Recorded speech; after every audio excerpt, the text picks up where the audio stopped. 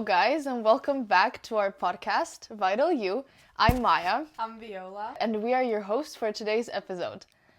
Today we're going to talk about our comfort zones. And how we all struggle with them, but we all need to step out of them to grow.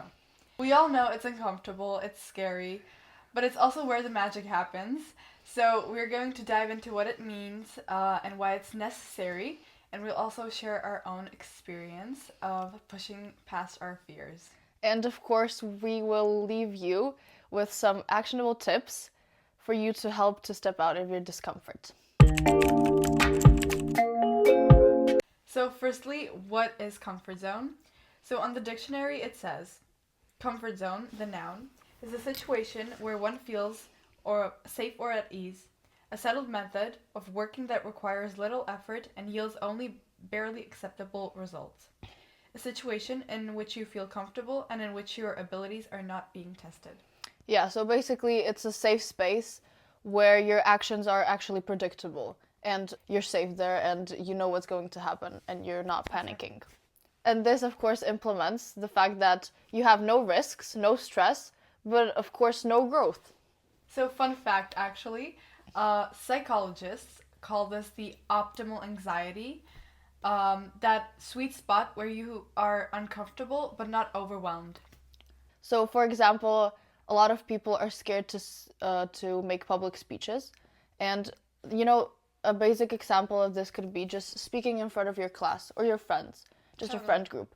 It feels like just something like extremely scary and something that like everyone is gonna judge you for. But actually, the people that listen to you, they tend to forget what happens an hour later.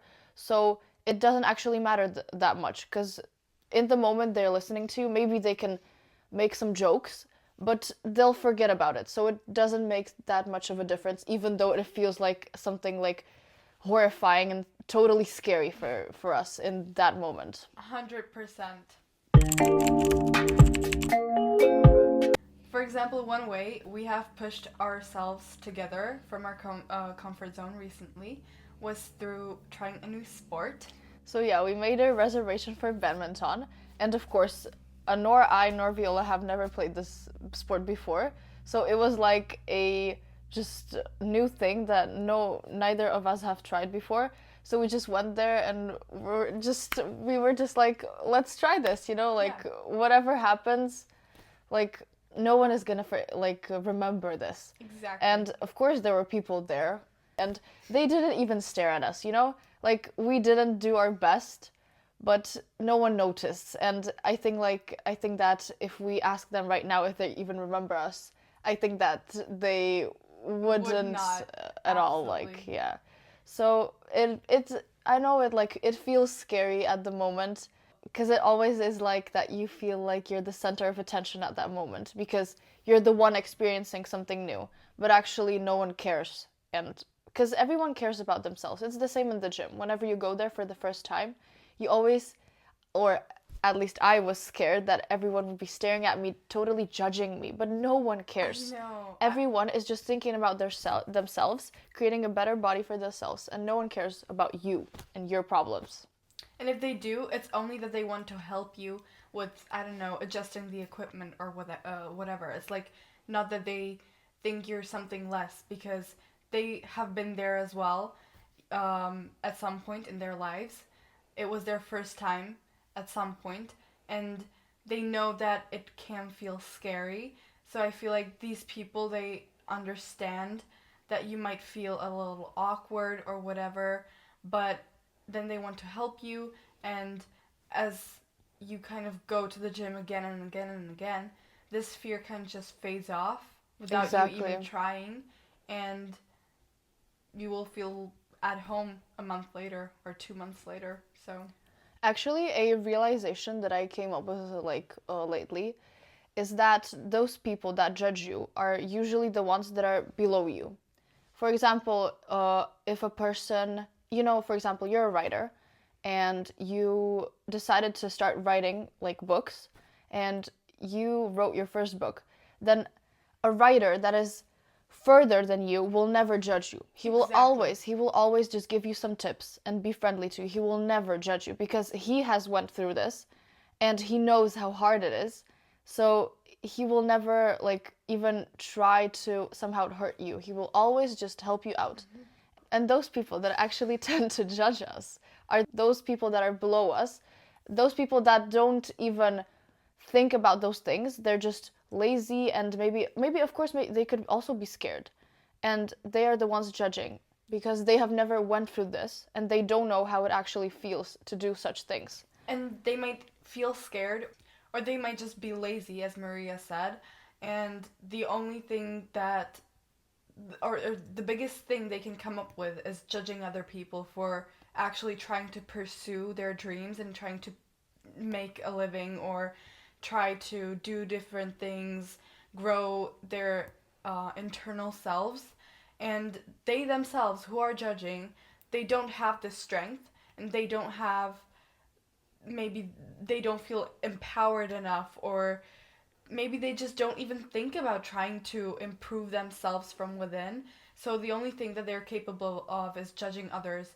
And these people, you shouldn't even care about their opinions because it's absolutely irrelevant. Exactly. And because at that point, those people, they actually tend to realize the fact that they're not the ones moving forward and the others are moving forward. So they could also be like jealous of you. And that's why they're judging you because they don't want you to move forward, but they want you to stay at the same level as they As are them. because they don't want to like stay behind.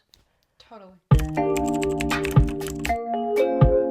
What is your why? So first you have to determine what is your why in order to see the actual benefits of stepping out of your comfort zone. In my opinion, the biggest benefit of stepping out is growth. Yes, I agree because every time you step outside of your comfort zone, you build confidence, resilience, and new skills. And sometimes the thought that was terrifying, it just becomes your new normal. Just as we said with the gym, think about public speaking even. It's horrible at first. I don't think I know anyone who is a naturally born public speaker. Everyone has to learn through practice. Yeah, and I think this also connects with consistency because if you Your favorite word, Maria. yay! Because when we do something consistently, when we consistently push ourselves out of our comfort zone, then it's going to progressively get easier and easier.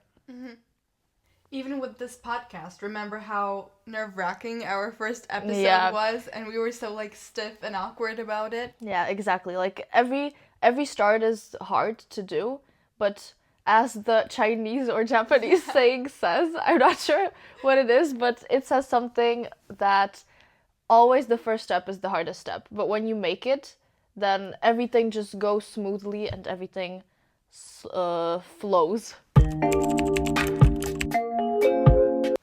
Okay, so we get it. You're listening to this episode and you're thinking, okay, this all sounds amazing and I really want to try this, but how do I even start?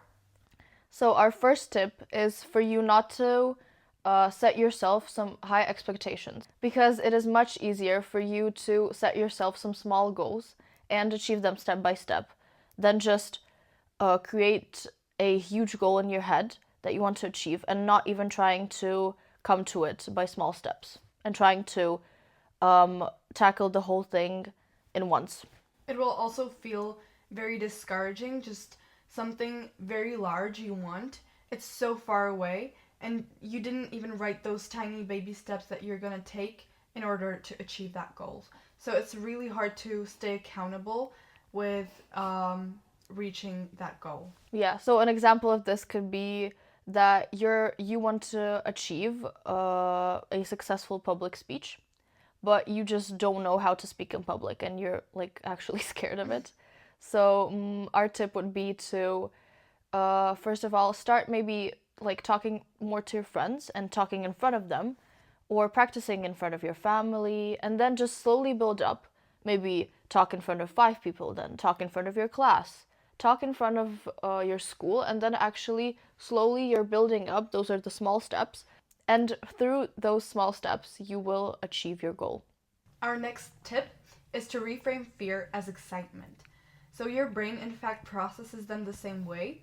So if you tell yourself that you're excited instead of scared, it will have a much better effect on the result.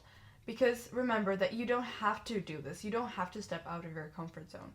Instead, say that you get to do this, and then you will experience better personal growth, because it is not an obligation, it is your voluntary choice to become a better person. Yeah, exactly. Just try telling yourself that you're doing this for yourself and you're doing this for your better future and just for your personal growth.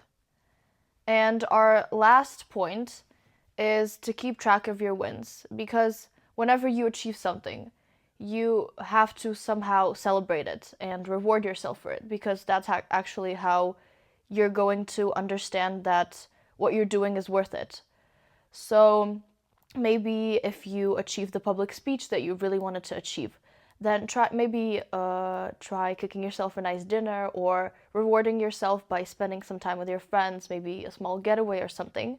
That's actually going to mentally help you, and that your body is going to understand that if you achieve something, you're going to have a reward for it. Exactly. And it's, again, those small goals that you're slowly achieving in order to get to the main large goal that you've set for yourself. So for every baby step that you successfully achieve or complete, you, I don't know, buy yourself a new t-shirt that makes you really, really happy. And it's kind of the reward system in your brain that gets used to this, and it will become much easier to complete these baby step tasks because your brain knows that it will get something in return. So, to end this episode, we wanted to encourage you guys to try this small baby step, and maybe you'll see some progress. It can be even waking up 10 minutes earlier to stretch your body in the morning or drink an extra glass of water. And whatever it is, just commit to it, and we'd love to hear how it goes. So thank you for listening. Make sure to subscribe if you haven't already. Leave us a comment. We read everything, and we're really grateful for your guys' feedback. And we're excited to see you guys in our next episode.